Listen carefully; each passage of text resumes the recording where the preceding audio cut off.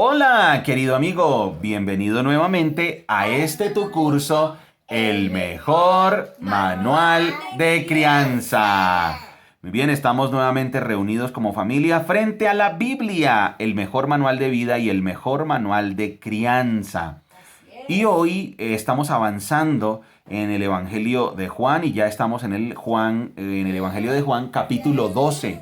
Acabamos de llegar a Juan capítulo 12, o sea, ya vamos en la mitad, un poco más de la mitad, digamos la mitad del Evangelio de Juan.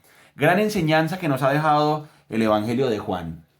La primera, que Jesucristo es Dios, Jesucristo es el que descendió del cielo. Jesucristo es eterno con el Padre. Jesucristo es el que descendió del Padre y el que nos revela al Padre. ¿Qué aplicaciones prácticas hemos encontrado en el Evangelio de Juan? Pues hay muchísimas. Vamos a enumerar algunas de las aplicaciones prácticas. Número uno, que Él es la fuente de la verdadera satisfacción. O sea, si Jesucristo no está en nuestras vidas, no tendremos verdadera satisfacción, porque Él claramente se lo dijo a la mujer allá, a la samaritana, junto al pozo de agua. Le dijo, si tú tomas de esta agua natural, siempre vas a volver a tener sed. Y entonces utilizó esa figura para de una vez decirle, mira, yo te voy a dar un agua que siempre te dejará satisfecha y antes de tu interior generarás un río, brotará como un río de agua de vida.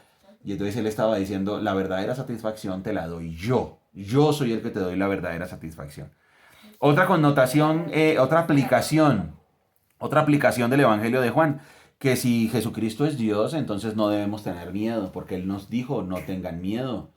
Que si Jesucristo es Dios, entonces Él venció la muerte y Él nos prometió la resurrección, o sea, vamos a confiar en Él. Que si Jesucristo es Dios, entonces no vamos a tener ansiedad, estrés, preocupación, porque Él tiene el control de nuestra vida. Él tiene el control de nuestra vida. ¿Qué más aplicaciones? No a la religiosidad. La religión, Jesucristo la denunció, una religión hipócrita, apóstata, que se había desviado. Unos pastores que se apacentaban a sí mismos. Entonces unos pastores que no eran como el buen pastor que daba su vida o dio su vida por las ovejas. No, estos eran pastores asalariados que solo venían a matar, robar y destruir. Esos son los líderes religiosos falsos, ¿no? Ellos llegan y matan, roban y destruyen a su rebaño. Se aprovechan de su rebaño. Los desangran. Porque el ladrón vino fue a matar, robar y destruir. Está haciendo referencia a los falsos maestros. Está haciendo referencia a los falsos pastores. Tenemos aquí, aplicación también que Jesucristo es la resurrección y la vida, que Él es el que da descanso para el alma, que Él es el pan que bajó del cielo, y eso significa que Él es la fuente eterna de salvación, que Él es Dios con nosotros, que es el poderoso, que es el que nos sustenta, nos sostiene, nos cuida. Todo eso lo estamos aprendiendo del Evangelio de Juan. La vida de nuestro Señor Jesucristo nos debe animar a ser verdaderos cristianos. Un verdadero cristiano. ¿Me puedes dar, Dani, algunas características? Primero dime, ¿qué es ser un verdadero cristiano? Creer en Cristo verdaderamente. ¿Y eso qué implica? No practicar el pecado. Averiguar lo que a Él le agrada y No practicar el pecado, averiguar lo que a Él le agrada. ¿Cómo llego yo a ser un discípulo de Jesucristo? ¿Cómo me convierto en un discípulo de Jesucristo, Dani? creyendo en Él. Creyendo en Él. ¿Cómo más? ¿En un discípulo? Sí, ¿cómo me Obedeciendo convierto? sus enseñanzas. Imitándolo. Imitándolo. ¿Qué más? ¿Cómo llego yo a ser hijo de Dios? ¿Cómo llego a ser discípulo de Cristo? Arrepintiéndome de mis pecados, reconociendo que soy pecador, acercándome a Él. Y de esa manera me convierto en un discípulo de Cristo y Él obra en mí el milagro del nuevo nacimiento. Maravilloso estudiar la vida de nuestro Señor Jesucristo, maravilloso entender qué significa ser un verdadero discípulo de Jesucristo. Un verdadero discípulo de Jesucristo tiene otras metas, tiene otra forma de ver la vida, tiene otra percepción de la vida. Bien, vamos entonces con Juan capítulo 12. En el capítulo 11, la gran enseñanza que nos dejó el Evangelio de Juan: Jesucristo es la resurrección y la vida. Gran enseñanza, ¿no es cierto? Jesucristo es la resurrección y la vida. Juan capítulo 12 dice así: 6 días antes de que comenzara la celebración de la Pascua, Jesús llegó a Betania, a la casa de Lázaro, el hombre a quien él había resucitado. Prepararon una cena en honor de Jesús. Marta servía y Lázaro estaba entre los que comían con él. Entonces María tomó un frasco con casi medio litro de un costoso perfume preparado con esencia de nardo. Le ungió los pies con esencia de nardo, le ungió los pies a Jesús y lo secó con sus propios cabellos. La casa se llenó de la fragancia del perfume. Sin embargo, Judas Iscariote, el discípulo que pronto lo traicionaría, dijo: ese perfume valía el salario de un año. Hubiera sido mejor venderlo para dar el dinero a los pobres. No es que a Judas le importaran los pobres. En verdad, era un ladrón y como estaba a cargo del dinero de los discípulos, a menudo robaba una parte para él. Jesús respondió: déjala en paz. Esto lo hizo en preparación para mi entierro. Siempre habrá pobres entre ustedes, pero a mí no siempre me tendrán. Cuando toda la gente se enteró de que Jesús había llegado, corrieron en masa para verlo a él y también a Lázaro, el hombre al que Jesús había resucitado de los muertos. Entonces los principales sacerdotes decidieron matar a Lázaro también, ya que a causa de él mucha gente los había abandonado a ellos y ahora creían en Jesús. Al día siguiente, la noticia de que Jesús iba camino a Jerusalén corrió por toda la ciudad. Una gran multitud de visitantes que habían venido para la Pascua tomaron ramas de palmera y salieron al camino para recibirlo. Gritaban: alabado sea Dios, bendiciones al que viene en el nombre del Señor, viva el Rey de Israel. Jesús encontró un burrito y se montó en él. Así se cumplió la profecía que dice: no temas, pueblo de Jerusalén, mira tu rey ya viene montado en la cría de una burra. Sus discípulos no entendieron en ese momento que se trataba del cumplimiento de la profecía. Solo después de que Jesús entró en su gloria se acordaron de lo sucedido y se dieron cuenta de que esas cosas se habían escrito acerca de él. Muchos de la multitud habían estado presentes cuando Jesús llamó a Lázaro de la tumba y lo resucitó de los muertos y se lo habían contado a otros. Por eso tantos salieron a recibir a Jesús, porque habían oído de esa señal milagrosa. Entonces los fariseos se dijeron unos a otros: ya no hay nada que podamos hacer. Miren, todo el mundo se va tras él. Algunos griegos que habían ido a Jerusalén para celebrar la Pascua le hicieron una visita a Felipe, que era de Betsaida de Galilea. Le dijeron: Señor, queremos conocer a Jesús. Felipe se lo comentó a Andrés y juntos fueron a preguntarle a Jesús. Jesús respondió: ya ha llegado el momento para que el Hijo del Hombre entre en su gloria.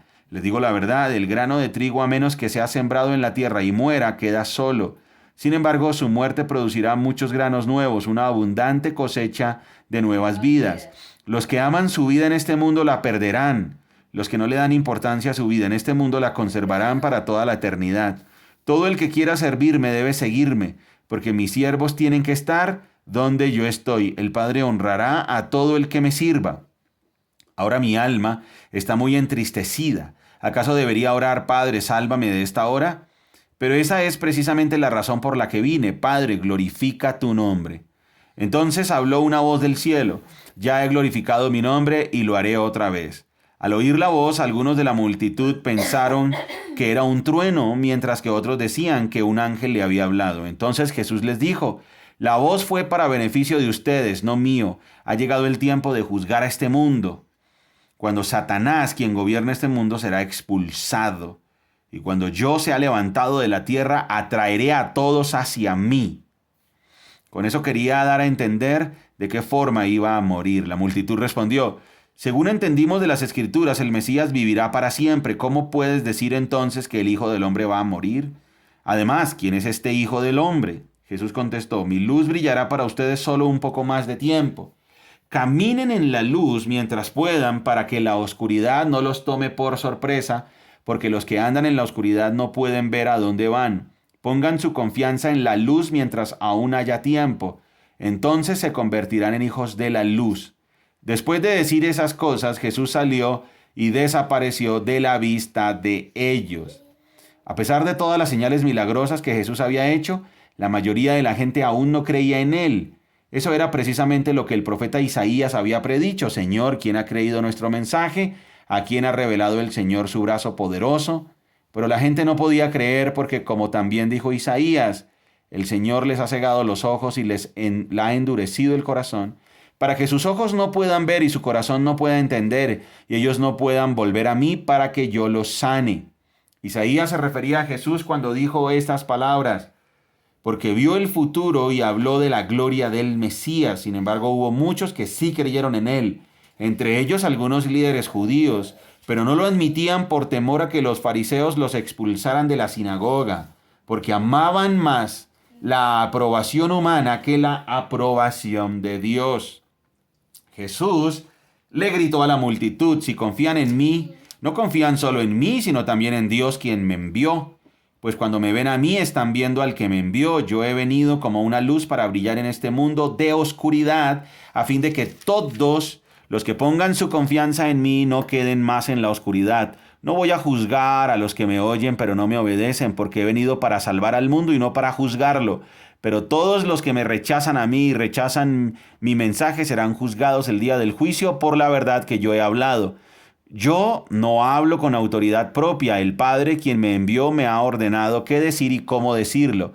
Y sé que sus mandatos llevan a la vida eterna. Por eso digo todo lo que el Padre me indica que diga. Bien, continuamos en la narrativa. Nuestro Señor Jesucristo aquí ya llega a Jerusalén. Juan comienza. ¿Cómo? No. Entonces, aquí tenemos al Evangelio de Juan ya en el capítulo 12, y entonces Jesús es ungido en Betania. Llega María, le unge los pies lo unge a él con un perfume muy costoso. Aquí aparece el Judas Iscariote, ¿no? Diciendo, bueno, esto es un desperdicio de recursos, un desperdicio de dinero, esto se le vio dar a los pobres, porque esto es desperdiciar esa cantidad de dinero, es mejor coger eso y repartir el dinero entre los pobres.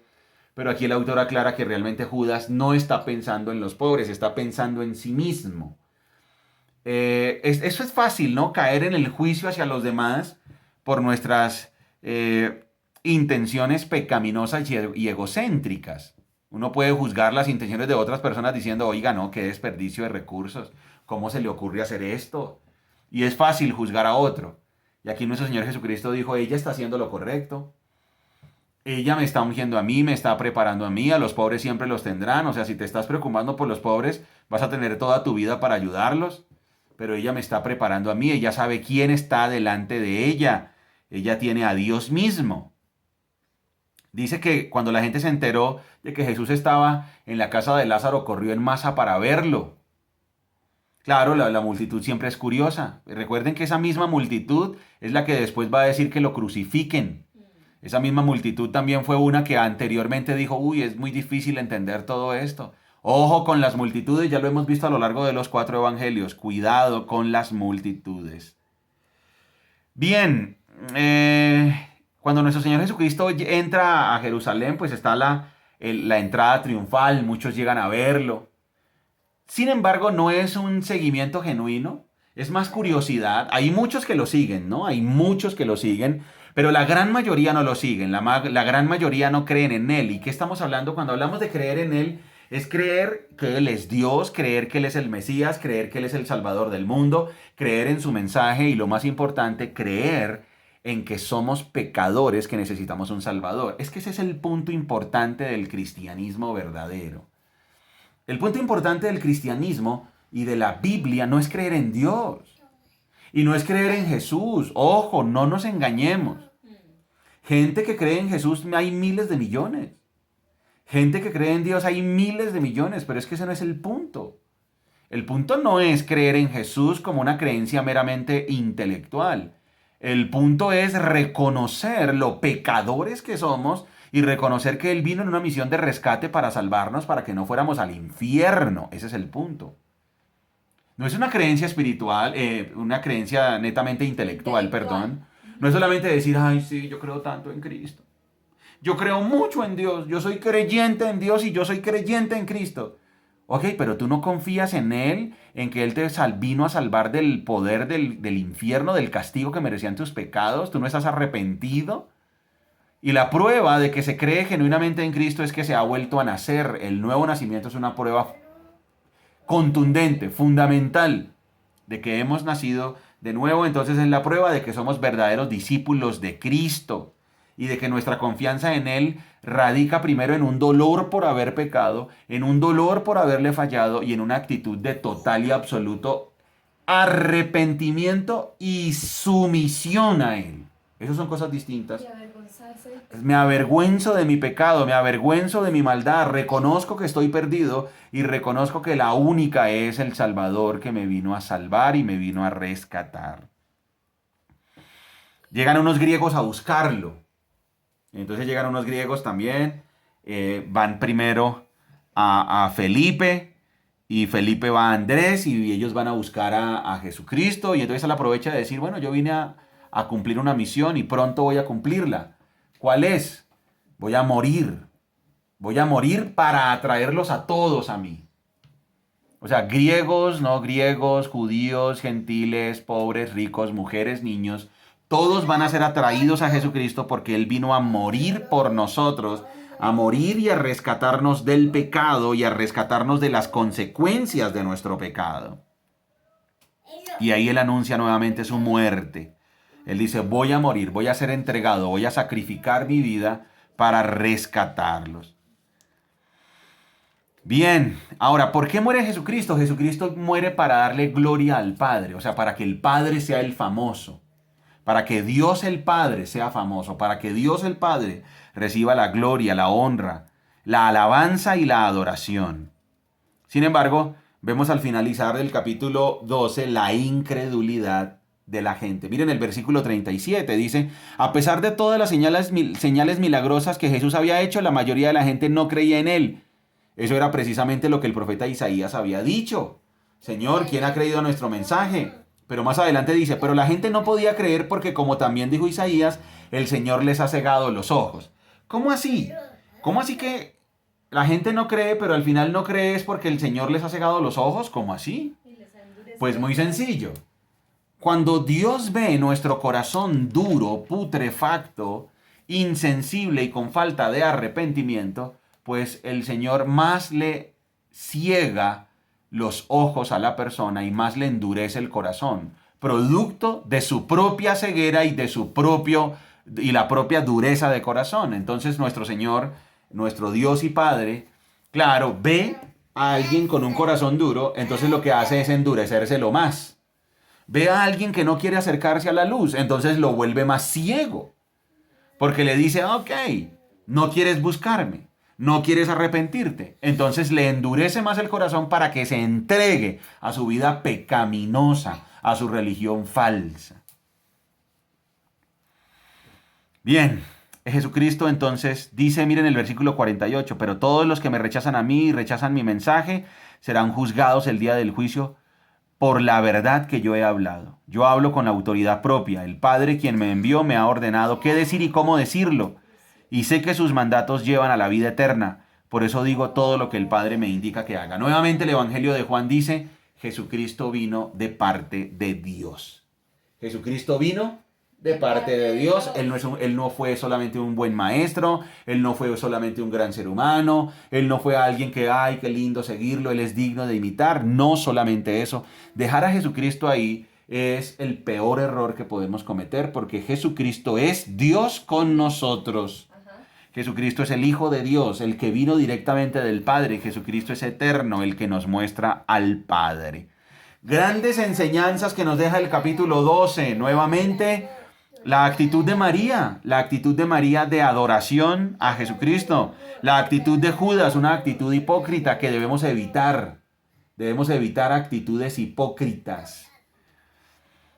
De las multitudes, ojo, cuidado con seguir masas, muchachos, cuidado con seguir multitudes. Nunca será bueno seguir multitudes, nunca. Hay que seguir a Cristo, no hay que dejarse llevar por los comentarios de las multitudes. Hay que seguir a Cristo. Jesús anuncia su muerte, gran enseñanza que nos deja la muerte y la resurrección de Jesucristo, que Él vino a salvarnos y a rescatarnos del castigo que merecían nuestros pecados. Gran enseñanza que nos deja la dureza del corazón de la gente, que debemos tener un corazón sensible y arrepentido y vuelto a Dios.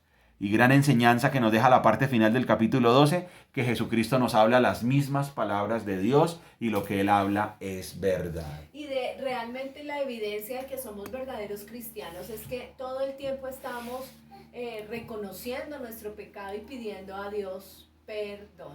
Así es. Bueno, mi querido amigo, felicitaciones por haber llegado hasta aquí, clase número 122 de nuestro curso, El mejor manual de crianza. Recuerda que somos Margie y Daniel, familias saludables, familias que se enfocan en lo importante. Muy bien, vamos a despedirnos con una oración. Hermosa. Señor, te damos gracias por este día, te damos gracias por este estudio bíblico, te damos gracias por este capítulo número 12 del Evangelio de Juan, que nos sigue ratificando que enviaste a tu Hijo Jesucristo a morir por nosotros, que nos sigue ratificando que Jesucristo vino del cielo, que Jesucristo es Dios con nosotros, que vino en una misión de rescate. Gracias, Señor, por mostrarnos la actitud de María, una actitud de sumisión y arrepentimiento y de entrega total, y por mostrarnos también la actitud de Judas, una actitud hipócrita que debemos evitar. Gracias por mostrarnos la dureza del corazón de las multitudes, para que nosotros no tengamos un corazón duro, sino un corazón sensible. Y gracias por mostrarnos que Jesucristo es el enviado tuyo, que vino del cielo directamente de ti para mostrarnos cómo eras tú y para mostrarnos cómo es el camino a la vida eterna. Te damos gracias por salvarnos, gracias por enviar a tu Hijo Jesucristo. Gracias, Dios Padre, por todo lo que tú haces por nosotros. Y oramos para que en el nombre de Jesús sean ablandados todos esos, cambiados esos corazones de tanta gente que rechaza a Jesucristo. Amén. Bueno, amigo, felicitaciones y hasta la próxima. Hasta ¡Chao! luego.